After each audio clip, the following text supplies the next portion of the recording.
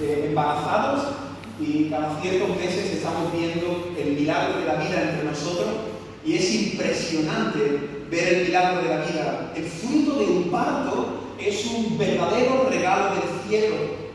Y hoy, por medio de esta predicación, me gustaría que todos pudiéramos contemplar cómo fue el nacimiento, no el nacimiento de un bebé, sino cómo fue el nacimiento de la iglesia de nuestro Señor Jesucristo. Así que hoy vamos a ver cómo nació la iglesia, porque de la misma manera que la vida física es un milagro de Dios, la vida espiritual es otro milagro de Dios. Así que hoy vamos a ver cómo nació la iglesia. He titulado este primer mensaje El nacimiento de la iglesia. Lo podemos ver en Hechos, capítulo 2, versículo del 1 al 13. Si pueden venir conmigo al libro de los Hechos de los Apóstoles, capítulo 2, versículo del 1 al 13.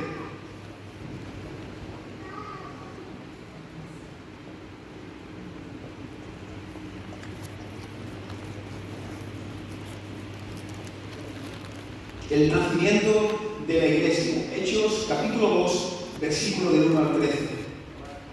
Vamos a hacer lectura de este pasaje. Dice, cuando llegó el día de Pentecostés, estaban todos unánimes juntos. Y de repente, vino del cielo un estruendo como de un viento recio que soplaba, el cual llenó toda la casa donde estaban sentados. Y se desaparecieron lenguas repartidas como de fuego, asentándose sobre cada uno de ellos, y fueron todos llenos del Espíritu Santo y comenzaron a hablar en otras lenguas según el Espíritu les daba que hablasen. Moraban entonces en Jerusalén judíos, varones piadosos de todas las naciones bajo el cielo. Y hecho este estruendo, se juntó la multitud y estaban confusos, porque cada uno les oía hablar en su propia lengua. Y estaban atónitos y maravillados, diciendo, ¿no son galileos todos estos que hablan? ¿Cómo pues les oímos nosotros hablar cada uno en nuestra lengua en la que hemos nacido? Partos, medos, elamitas y los que habitaban en Mesopotamia, en Judea, en Capadocia, en el Ponto y en Asia, en Frigia, en Panfilia, en Egipto, en las regiones de África, más allá de Cirene, y romanos aquí residentes, tanto judíos como prosélitos, cretenses, cartaginenses, cretenses y árabes, les oímos hablar en nuestras lenguas las maravillas de Dios. Y estaban todos atónitos y perplejos, diciendo unos a otros, ¿qué quiere decir esto? Versículo 13. Mas otros, burlándose, decían, están llenos de mosto. Voy a dividir el texto que acabamos de leer en dos bloques, en dos puntos principales. El primer punto, quiero que veamos todo lo que sucedió con ese grupo de 120 discípulos que estaban esperando precisamente la venida del Espíritu Santo. ¿Os acordáis del contexto de esta carta?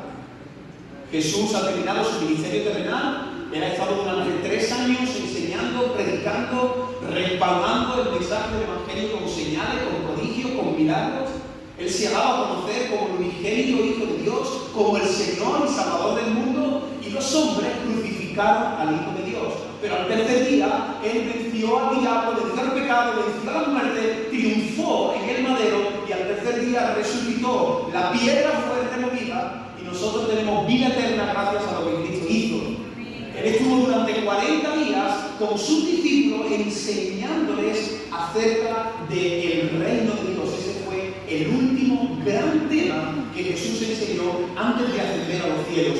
Y ya cuando Él estaba ahí con sus discípulos, les dijo, tengo que irme a la diestra del Padre, tengo que regresar con el Padre, pero quiero que volváis a Jerusalén y que allí estéis esperando a la tercera persona de la Trinidad. El Espíritu Santo vendrá a morar a vuestro interior. Así que los discípulos se desplazan de nuevo hacia el centro de Jerusalén y allí están día tras día, semana tras semana, perseverando en la oración. Ese es el contexto de este pasaje.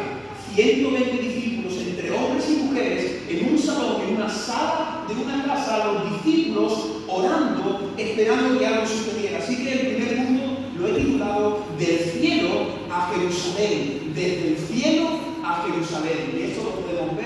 del versículo 1 hasta el versículo 4. Lo primero que nos dice el texto que hoy queremos desarrollar es que la venida del Espíritu Santo sucedió el día de Pentecostés. Así que la primera pregunta que tenemos que hacer al texto es: ¿qué es esto de Pentecostés? ¿Cuál es el día de Pentecostés? El término Pentecostés deriva de una palabra griega que significa quincuagésimo. ¿Y eso qué es lo que es? Pues simplemente es el significado del número 50. 50, Pentecostés, quincuagésimo significa 50. Y Pentecostés es el nombre de una fiesta principal en el calendario judío, la fiesta de las semanas, o también conocida como la fiesta de la cosecha.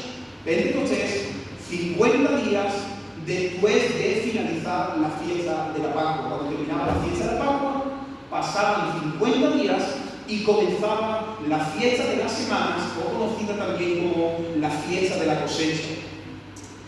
¿Qué se celebraba durante esta fiesta? Precisamente en estos días creo que estáis de celebración aquí en vuestra ciudad.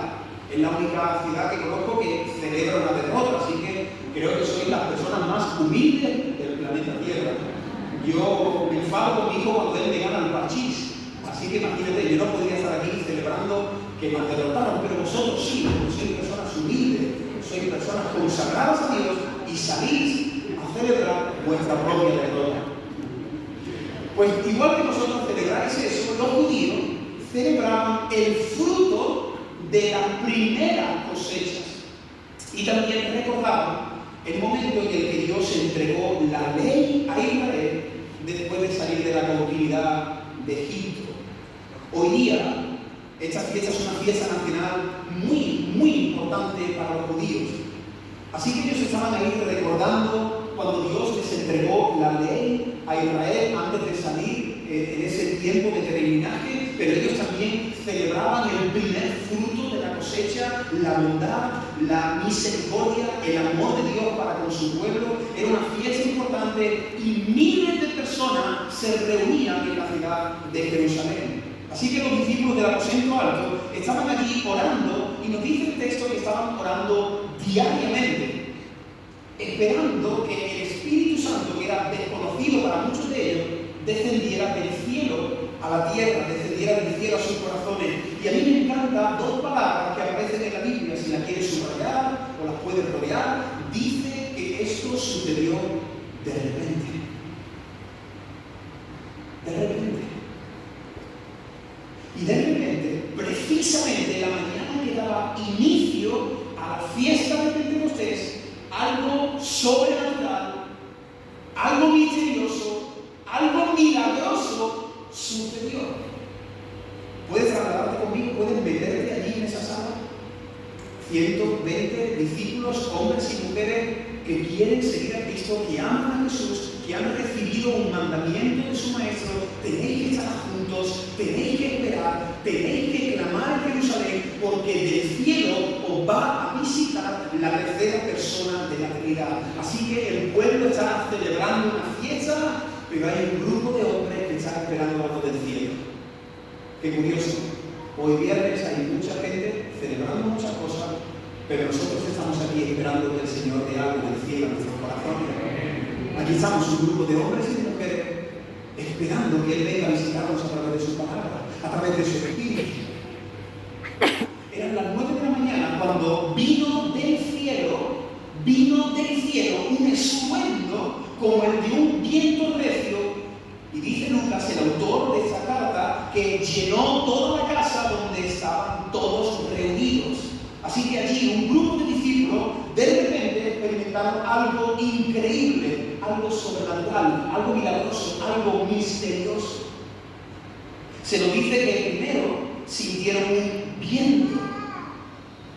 Y todos los que estáis aquí, creo que como tenéis cerca un ventilador, porque soy la iglesia que más ventiladores hay del planeta Tierra, así que para vosotros es fácil ahora mismo identificar ese viento.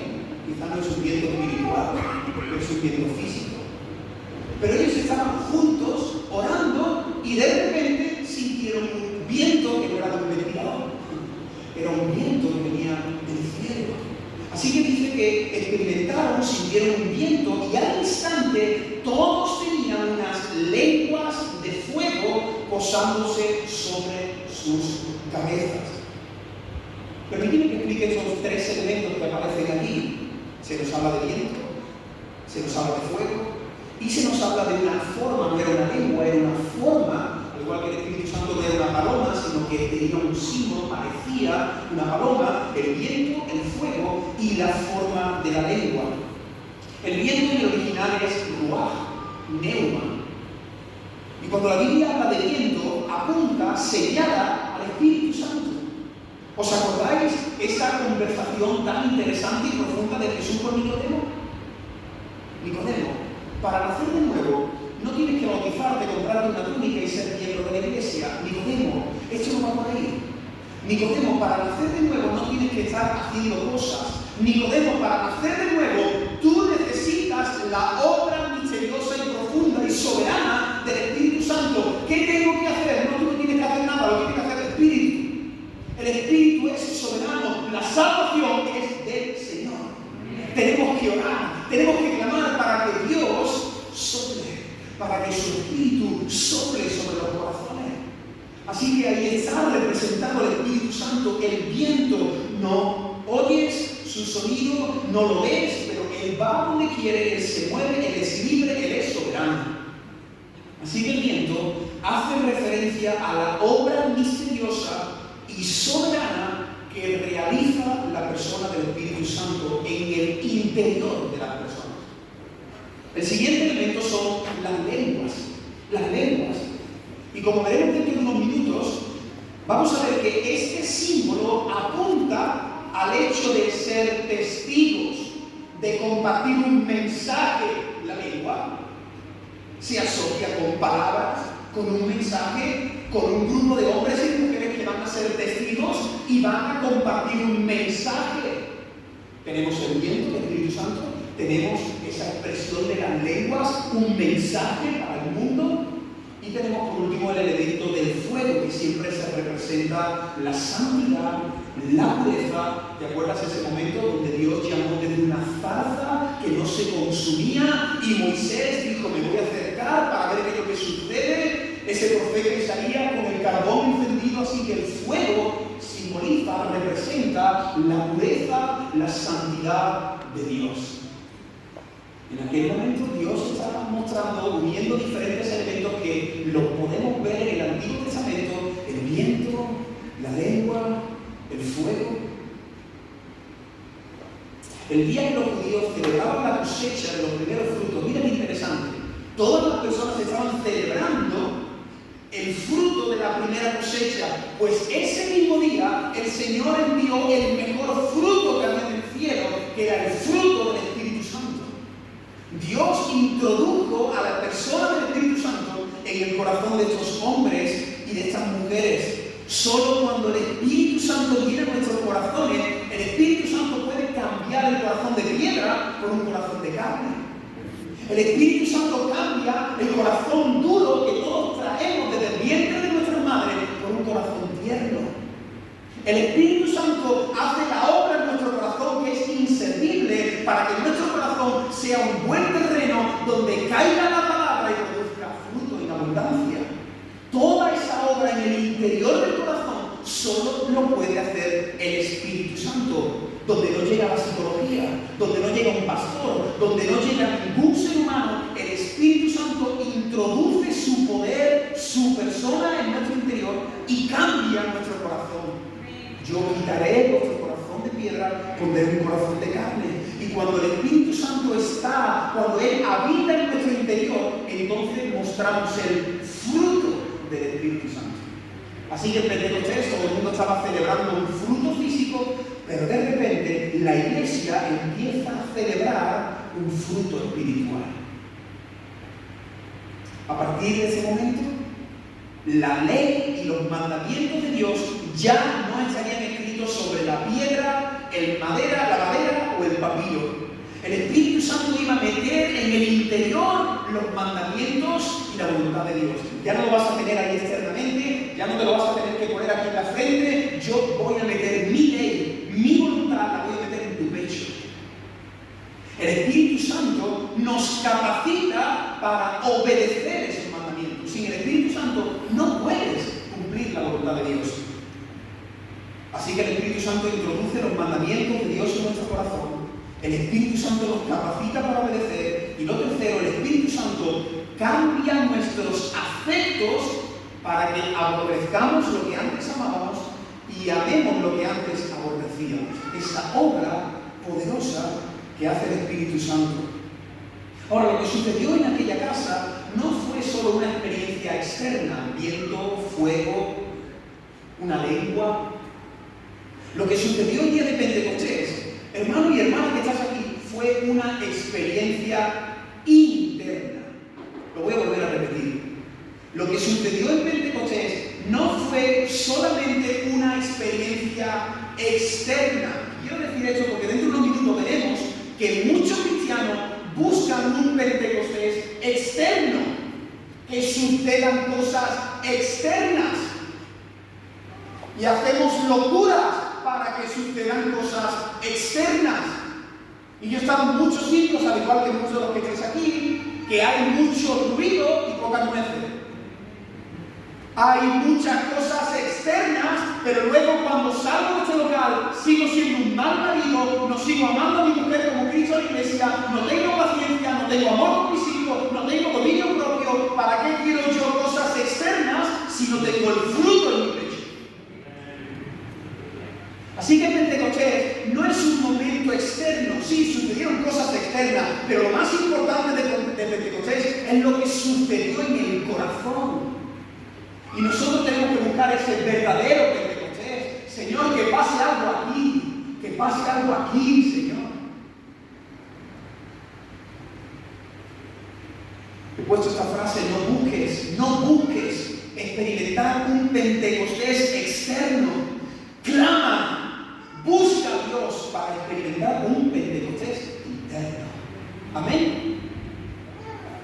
Los discípulos de Cristo no recibieron poder. Los discípulos de Cristo recibieron una persona. No recibieron un poder, recibieron a una persona. A partir de ese día fueron completamente revolucionados, fueron completamente transformados. Pedro nunca más fue el mismo.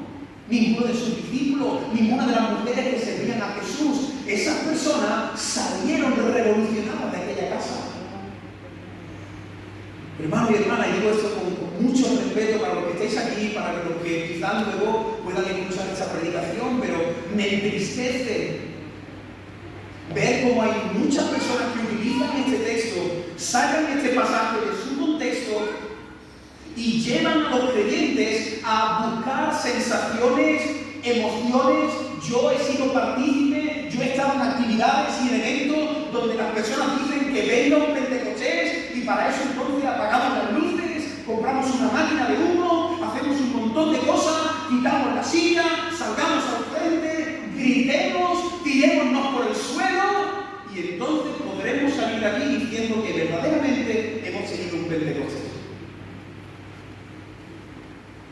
Busquemos las sanidades, busquemos las lenguas, busquemos las profecías, busquemos que Dios nos dé visiones, palabra profética, y eso es el Pentecostés. ¿Es eso el Pentecostés? Además, se nos olvida que este pasaje muestra algo que sucedió de manera puntual. Hermanos, esto que estamos viendo en Hechos capítulo 2 sucedió de manera puntual. Espero que nadie aquí vaya a la playa y diga: bueno, como yo tengo fe y como yo creo que Moisés abrió el mar, venga, a la de 3, que el mar se abra. No, hermano, no lo intentes. No saques un texto fuera de su contexto. Tienes que entender cómo Dios se ha revelado a la humanidad a lo largo de la historia de la redención. Así que en este momento Dios está cumpliendo la profecía de Joel, Dios está cumpliendo profecías que había dicho de cosas que sucederían cuando el Espíritu Santo descendiera. Y muchas veces olvidamos todo eso y diferentes grupos cristianos tratamos de buscar ese Pentecostés a través de cosas externas.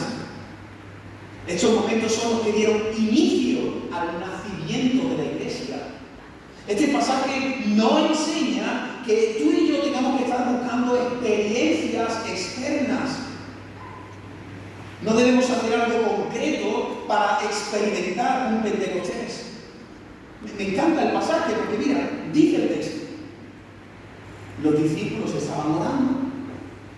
¿Y cuáles son las dos palabras que te dije que tenías que marcar? ¿Y qué? Y de repente, pero ese de repente ¿de dónde viene? ¿De la tierra al cielo o del cielo a la tierra?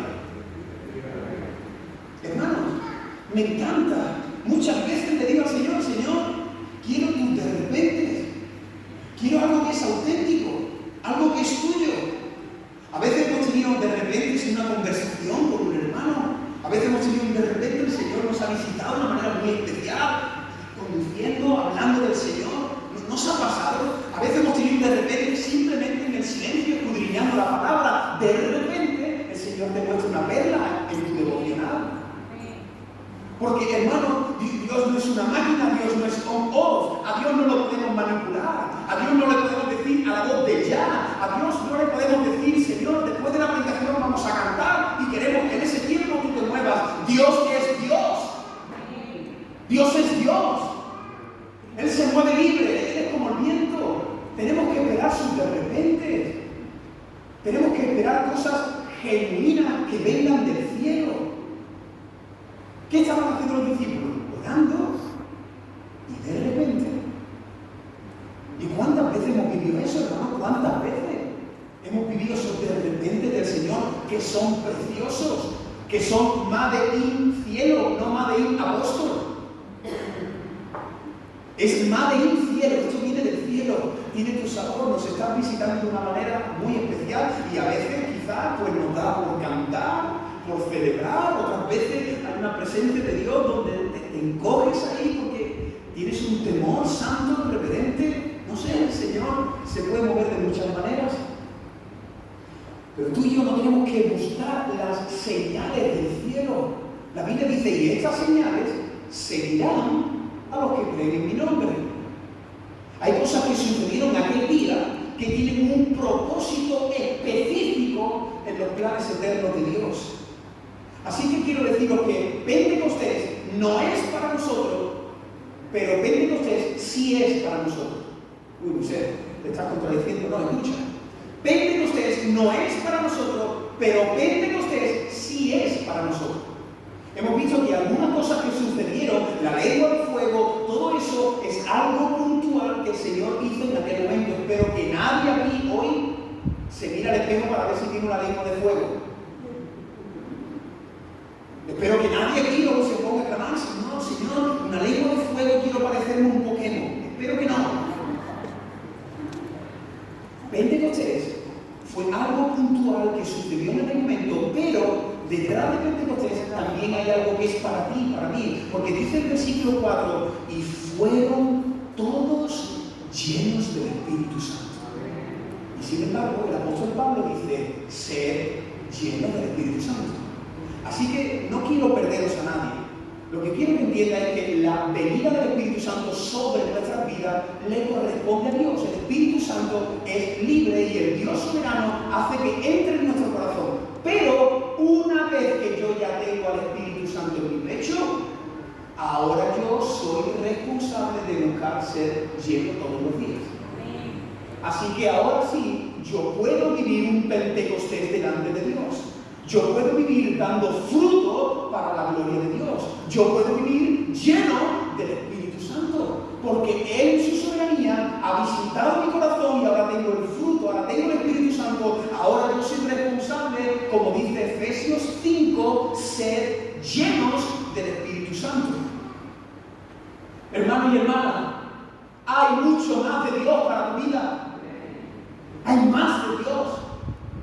Dios te puede decir como a Pedro, boga mar adentro, sal de tu orilla, sal de tu religiosidad, hermano, abandona tu apatía, deja ya de hacer tu oración de 10 minutos y salir corriendo. Hay mucho más de Dios para ti. El Espíritu Santo es una persona y tienes que conocer a esa persona. Solo conoces a una persona relacionándote con ella, estudiando a esa persona.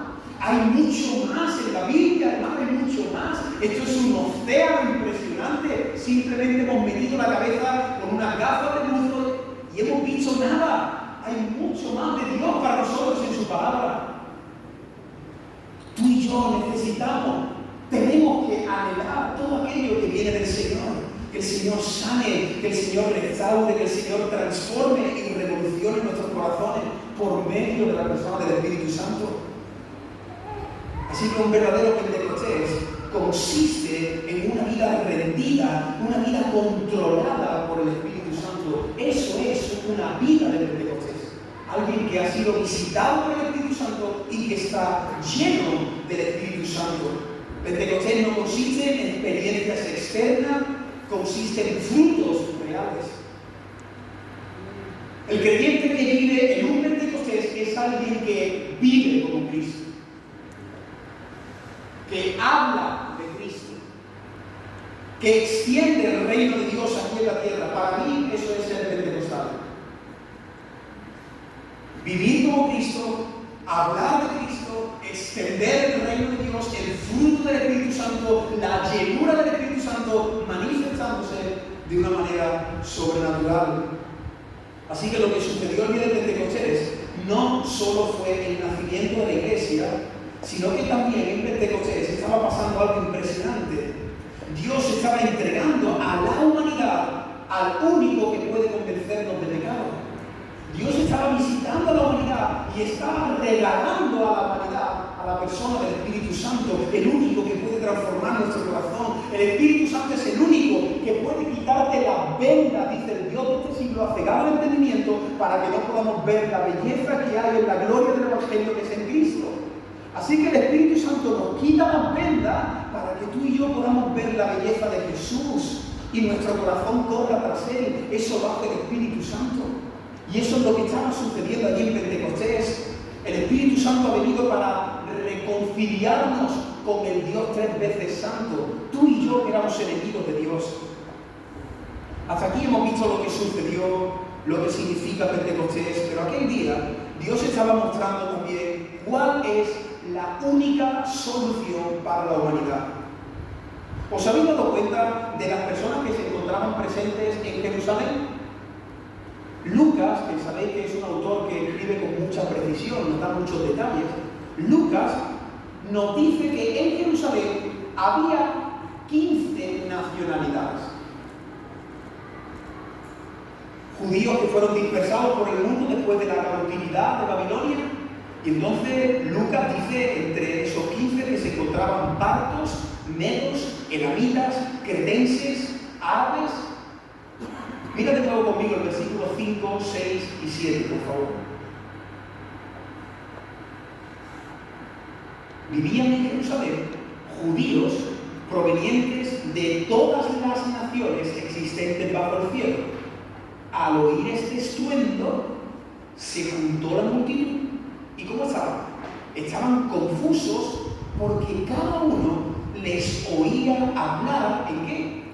En su propia lengua. Os dije hace unos minutos que íbamos a explicar el significado de esa lengua.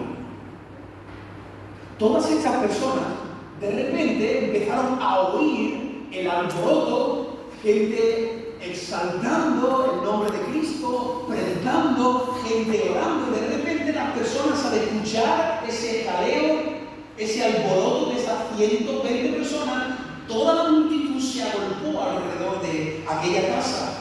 Y a los extranjeros, principalmente, lo que les sorprendió de cada uno es que cada uno escuchaba un mensaje en su propio idioma. Y eso nos lleva a nuestro segundo punto. Hemos visto del cielo a Jerusalén, y el segundo punto es de Jerusalén a las naciones.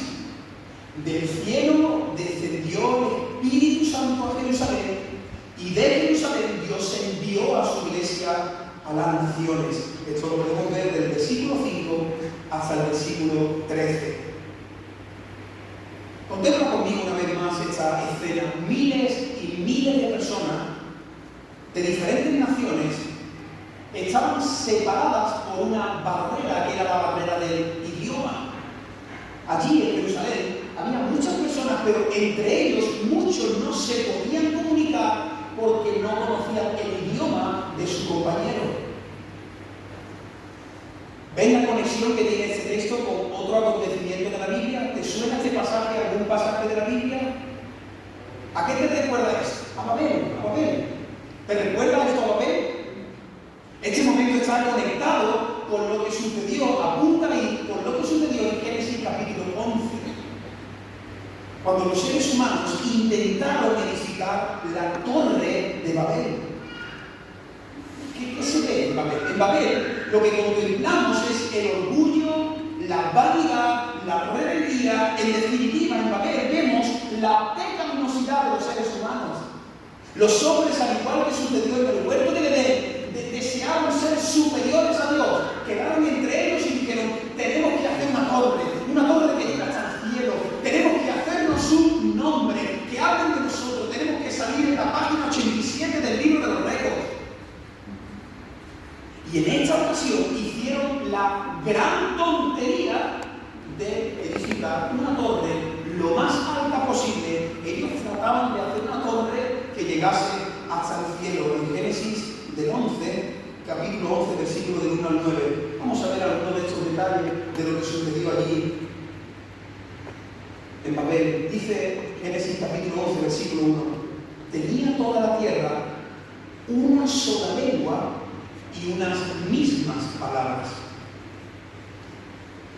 Al inicio de los tiempos, a través de un mismo idioma, las personas disfrutaban de la paz, de la unidad, tenían la oportunidad de conocerse unos a otros, de disfrutar de las relaciones, porque Dios es un Dios relacional. Él siempre se ha relacionado entre los tres miembros de la Trinidad y Él quiere que los seres humanos disfrutemos. No es bueno que el hombre esté solo. Le voy a dar la capacidad de poder comunicarse. Los animales no tienen esa capacidad, no tienen ese don de Dios. Así que Dios, a través de un idioma, un solo idioma, le dio la oportunidad a que la humanidad pudiera relacionarse. Y aunque es cierto que el pecado después de Edén afectó a la relación con el prójimo, y vemos a Caín matando, asesinando a su propio hermano, Dios en su gracia, incluso después del pecado, permitió que siguieran relacionándose a través de la comunicación. Dios expulsó a la humanidad de su presencia, pero dijo: os voy a dejar que os podáis comunicar, os voy a dejar que podáis relacionaros entre vosotros. Pero ¿sabéis qué es lo que sucedió?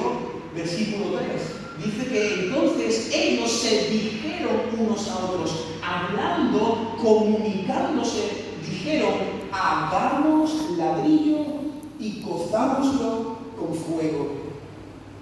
Aquí, a través de la unidad que tenían con las palabras, y gracias a la sabiduría y gracias a la creatividad que Dios le dio al ser humano, nuestros antepasados rápidamente comenzaron a inventar diferentes recursos para tratar de crecer. Ellos querían evolucionar, ellos tenían el anhelo de hacerse un nombre. Y los hombres, dominados por el orgullo del pecado, decidieron edificar una ciudad, colocar una torre súper alta con el único propósito de mostrar el orgullo que ellos tenían en su corazón. Y dice entonces el versículo 4: edifiquémonos una torre cuya cúspide llegue al cielo y hagámonos un nombre. Si te das cuenta, en Babel está sucediendo lo mismo que sucedió en el corazón de Lucifer. ¿Os acordáis de Lucifer, ese ángel precioso que Dios creó? Lucifer se miró a sí mismo después de contemplar al bello de los bellos y dijo: yo puedo ser superior a él. ¿Yo por qué tengo que estar en el número 2? Yo quiero ser mejor que Dios. Yo quiero que me adoren a mí. Ya basta. Tanto santo, santo, santo. Ya está bien. Tanto piropeado a él. ¿Por qué no me piropean a mí? Y entonces Lucifer empezó a contemplarse a sí mismo y él mismo se llenó de orgullo, se llenó de rebeldía contra el Dios tres veces santo. Y ese mismo pensamiento fue el que trajo a Adán y a Eva en el huerto del Edén. Ya no tienes que hacer los devocionales, Adán.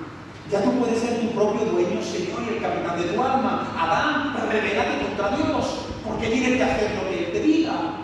Todo eso es lo que está sucediendo en el corazón de la humanidad. Y nuevamente lo vemos aquí, en esta escena, donde los hombres quieren edificar una torre porque quieren hacerse un nombre. Ellos quieren ser recordados. ¿Y sabes qué? Lo consiguieron. Consiguieron ser recordados. pero pagaron un precio muy, pero que muy alto. Babel, al igual que el pecado de Adán, afectó a toda la humanidad. El pecado de Adán afectó a toda la humanidad en cuanto a que todos somos pecadores, nacemos en el vientre de nuestras madres con el pecado inclinados hacia el mal, pero Babel también ha traído serias consecuencias. Mira lo que dice el versículo 7, Génesis 11:7, ahí está hablando entre los tres miembros de la Trinidad. Descendamos y confundamos aquí su lengua para que no se entiendan entre ellos. Dios sabía que los hombres estaban obsesionados con su proyecto y que nada ni nadie los iba a detener. Por ese motivo, los tres miembros de la Trinidad deciden actuar y desbaratar todos los planes de la humanidad. Dios tiró la torre, no sé cuántos metros llegaron a alcanzar. Quizá para ellos era una torre impresionante, ellos pensaban que nadie podría tirar la torre, pero Dios tiró la torre de Babel como tú tiras el castillo de arena de un niño pequeño. Dios tiró los proyectos de Babel en un suspiro. La obra se paralizó, hubo confusión, hubo daño, hubo dolor. Los amigos y la familia fueron completamente divididas. Las personas jamás se volvieron a entender, no pudieron comunicarse. Hermano, métete conmigo un momento en la escena de Babel. Tú estás ahí con el balaustre, estás inventando el ladrillo, estás cogiendo el ladrillo, estás preparando la torre y de repente alguien te visita y de repente cuando tú quieres decirle a tu compañero, tráeme un poco más de agua, tú empiezas a hablar en otro idioma. Y cuando tú estás diciendo tráeme un poco más de agua, tu compañero te mira y no entiende lo que estás diciendo. Hermano, Babel es una escena terrible. ¿Tú te imaginas a uno de estos hombres que estaban edificando la torre regresando a su casa?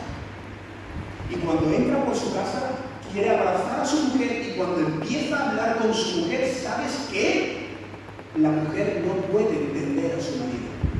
Eso pasa hoy día también, y hablamos el mismo idioma. No sé si fue por la consecuencia de Babel. Yo digo, cariño, no me entiende, es por Babel. Pues que ella es latina, ella de Latinoamérica, ¿no? Porque hablamos castellano, ¿no me entienden? Pero no, ellos no se entendían no porque fueran hombre y mujer, sino porque había un idioma, de repente el tímpano, el oído, no entiende las palabras. ¿Qué está pasando? Hermano, a mí me sorprende, yo me meto en esa escena y me imagino a una madre, me imagino a un padre con su hija de 6 años intentando hablarle y están en otro idioma, la hija llorando, nunca más pudo escuchar la canción de cuna de los labios de su madre, nunca más pudo escuchar el cuento que sus padres le contaban por la noche. Hubo daño, hubo confusión, hubo una ruptura, hubo un caos. Eso es lo que sucede cuando nos rebelamos contra Dios, en el huerto, en Babel o en Cartagena. Cuando el ser humano se rebela contra Dios, hay confusión, hay daño, hay lágrimas, hay matrimonios que firman hojas de divorcio. Por el orgullo que hay en nuestro corazón. Y esto es lo que vemos en esta escena: confusión, daño, tristeza, familias rotas. Algunos se entendían, yo te estoy entendiendo a ti, y a ti también te entiendo, y entonces quizás empezaron a hacer clanes, pueblos, y tuvieron que salir y hablar entre ellos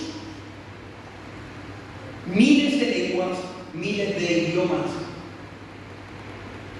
Y el día de Pentecostés, en Jerusalén, ¿quiénes eran las personas que estaban en Jerusalén? Sí, hemos visto que había 15 nacionalidades, pero ¿quiénes eran esas personas? Mira, en Jerusalén, ¿saben quiénes están en Jerusalén? Están los descendientes de Adán, están los que han sufrido la consecuencia de Babel. Siglo tras siglo, las personas que estaban en Jerusalén son los descendientes de Adán, personas que viven en pecado, personas que están confundidas, que están rotas, personas que viven solo y exclusivamente para su propio proyecto, para su propia torre. ¿Quiénes son las personas que están fuera de este local? Los descendientes de Adán, los descendientes de Babel. Personas que han sido dañadas por el pecado de Adán. Todos pecamos en Adán, pero también todos estamos sufriendo las consecuencias de nuestro orgullo. Babel representa el orgullo del ser humano de querer ser como Dios, de querer hacer mi proyecto, de querer levantar mi torre, de querer cumplir mi sueño, mi propósito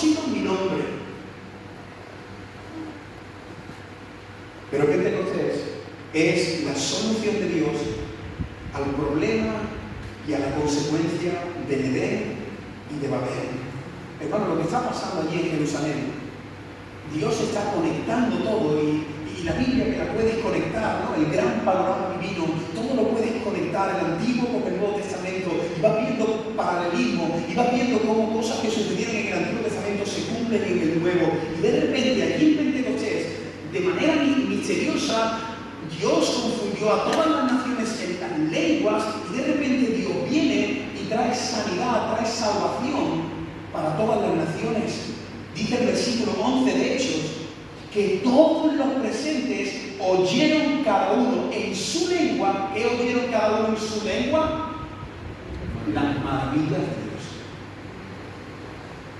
Los árabes, los que venían de Grecia, los que venían de Egipto, cada uno en su idioma escuchó las maravillas de Dios. Todas las personas escucharon hablar del amor de Dios, escucharon hablar del perdón, de la muerte, de la resurrección de Cristo. En definitiva, todas las personas escucharon el poderoso mensaje del Evangelio.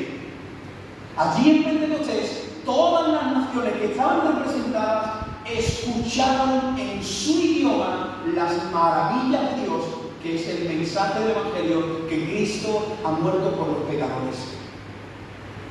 Mira, te hago un resumen de lo que sucedió en Babel y lo que sucedió en Pentecostés para que veas las conexiones, el paralelismo tan grande que hay entre un texto y el otro. En Babel, el hombre busca su propio proyecto, pero en Pentecostés Dios manda su proyecto al hombre. En Babel, el hombre edifica hacia el cielo. Sin embargo, en Pentecostés, Dios desciende desde el cielo. En Babel, el hombre utiliza ladrillos y recursos. En Pentecostés, Dios envía al Espíritu Santo. En Babel, el hombre sufre por las lenguas. Y en Pentecostés, Dios restaura a través de las lenguas. En Babel, el hombre y la humanidad se dividió en naciones. En Pentecostés, Dios unió a las naciones. En Babel, el hombre busca levantar su nombre, y en Pentecostés, Dios exalta el nombre de Cristo. Hasta aquí hemos visto lo que significó Pentecostés en el presente, lo que solucionó Pentecostés en el pasado. Y para terminar, me gustaría que viéramos qué significa Pentecostés para el futuro. Hemos visto lo que significaba Pentecostés en el presente, lo que sucedió, la venida del Espíritu Santo, la revolución que produjo el Espíritu Santo soberano, entrando en el corazón de las personas, transformando, revolucionando, llenando a las personas de la vida del Dios Trino, mostrando el fruto de la Trinidad a través de tu propia vida. El presente de Pentecostés, hemos visto lo que representa en el pasado Pentecostés, Dios solucionando el problema de la humanidad. Pero sabéis que Pentecostés también mira hacia el futuro.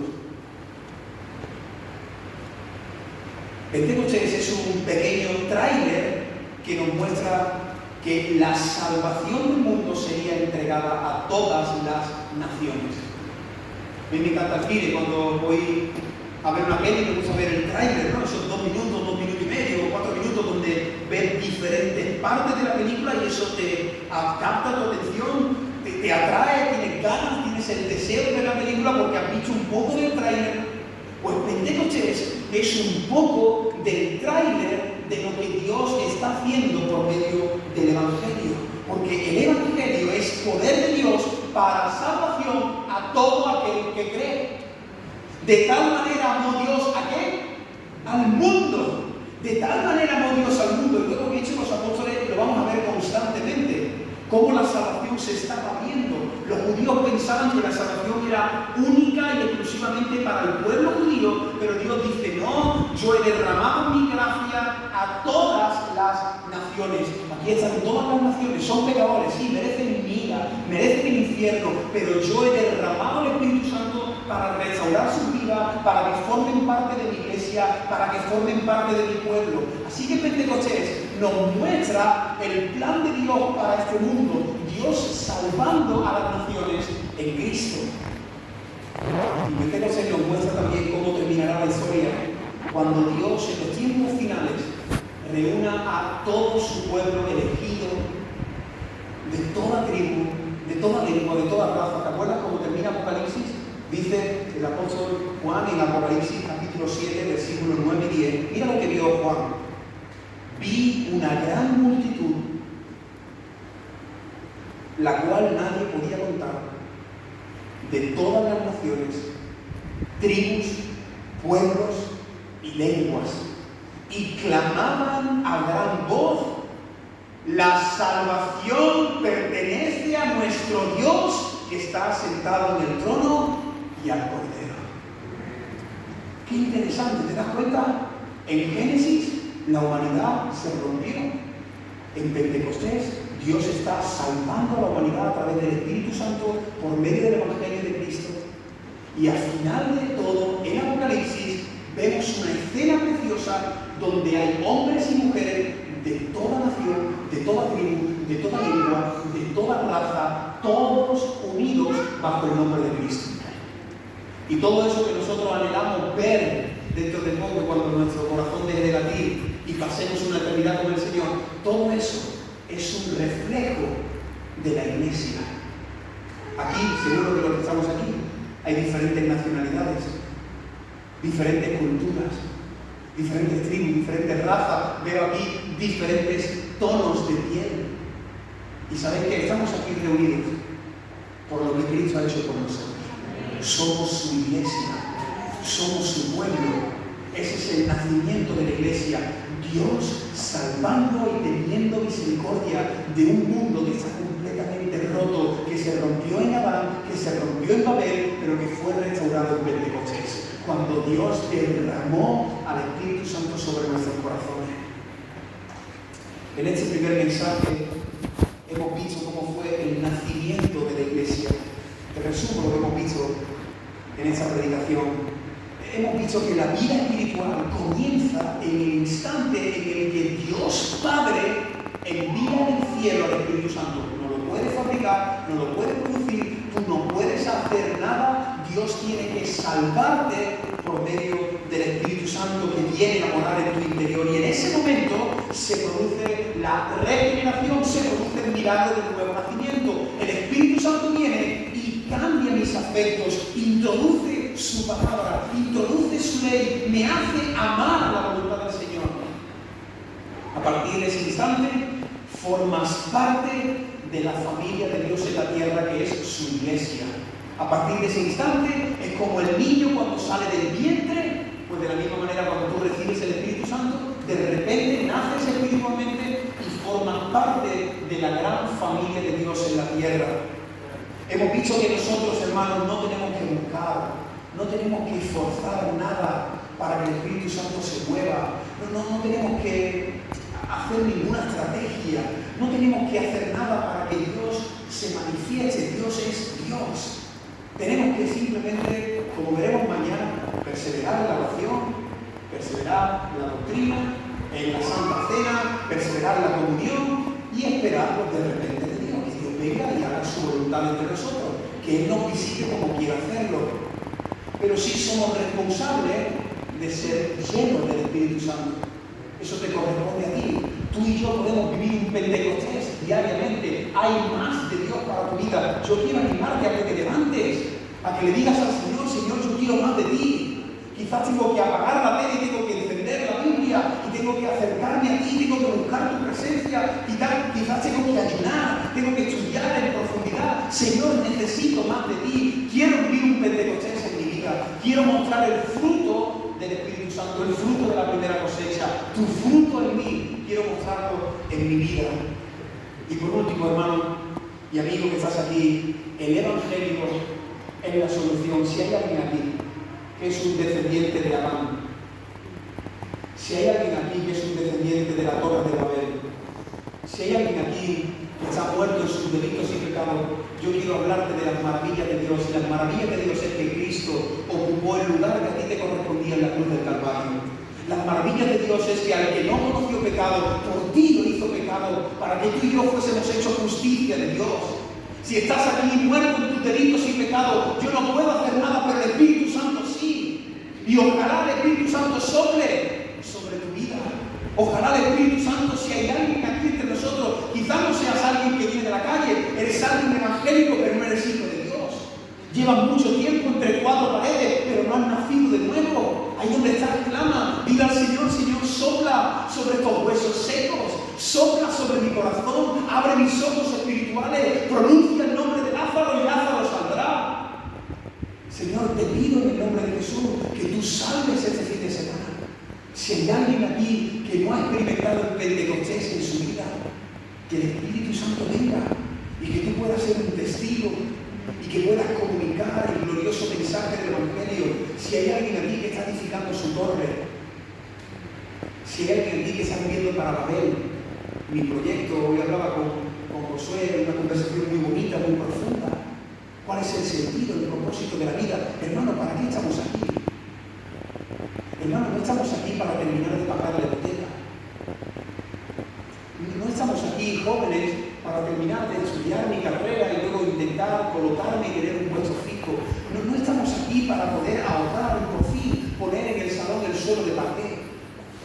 Hermano, el propósito de nuestra vida no es ir en diciembre a pasar una semana a Disney. El propósito de nuestra vida no es a ver si Dios me regala un hombre, una mujer, y entonces me caso y tengo hijos y soy feliz. Hermano, el propósito de Dios es que tú lo sirvas y lo glorifiques.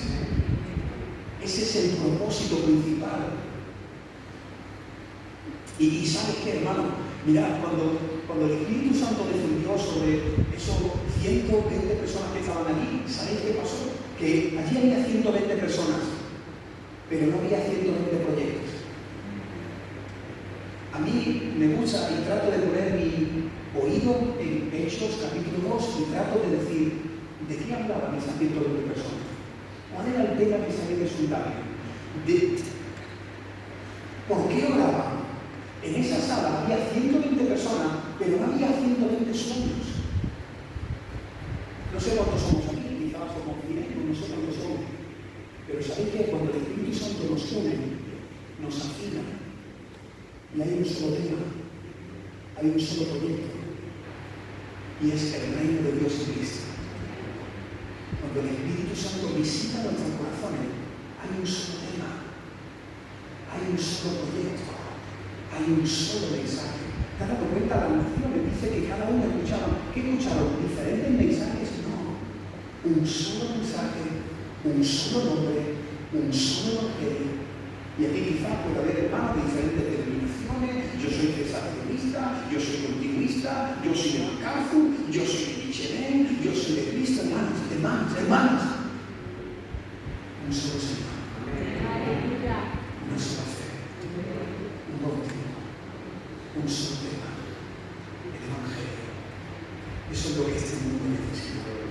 Este mundo no necesita que nosotros salgamos y que salgamos por las redes sociales, que ahora todo el mundo discutiendo por las redes sociales. Este mundo que hoy está celebrando una fiesta pagana.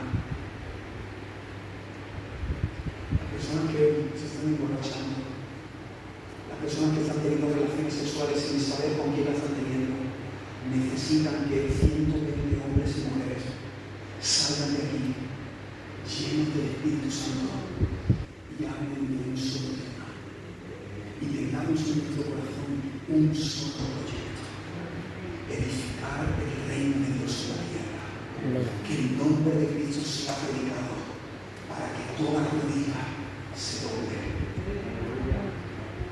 y toda lengua confiese que Jesucristo es el Señor. Amén. El Evangelio es la solución para los descendientes de Adán. El Evangelio es la solución para los descendientes de Babel, las personas que buscan su proyecto. Y saben que algunos terminan su proyecto y se dan cuenta que siguen vacías. Algunos terminan su torre, su inmensa torre, edificar una empresa, ser popular, tener dinero, tener éxito, ser conocido en las redes sociales, ser un pastor de influencia, tener multitudes bajo mi cobertura, y sigues estando vacío, porque lo único que puede llenar tu corazón es el reino de Dios, Cristo. Así que me encantaría que este fin de semana podamos experimentar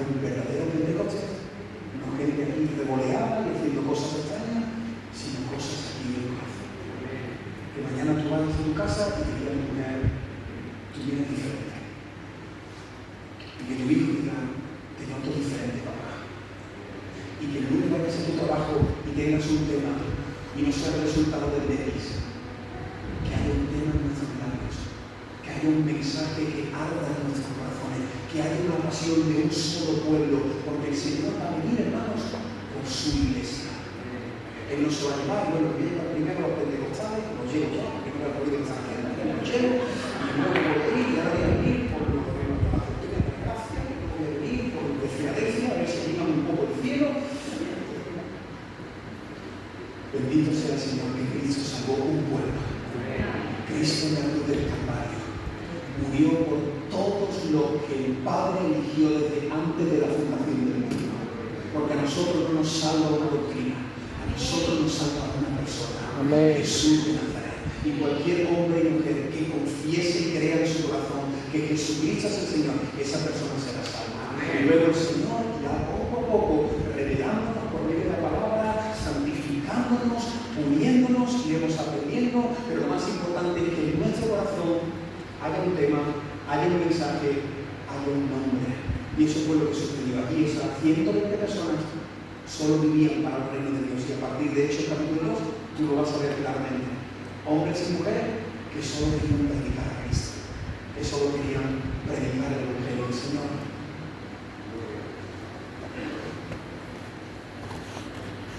Señor, gracias.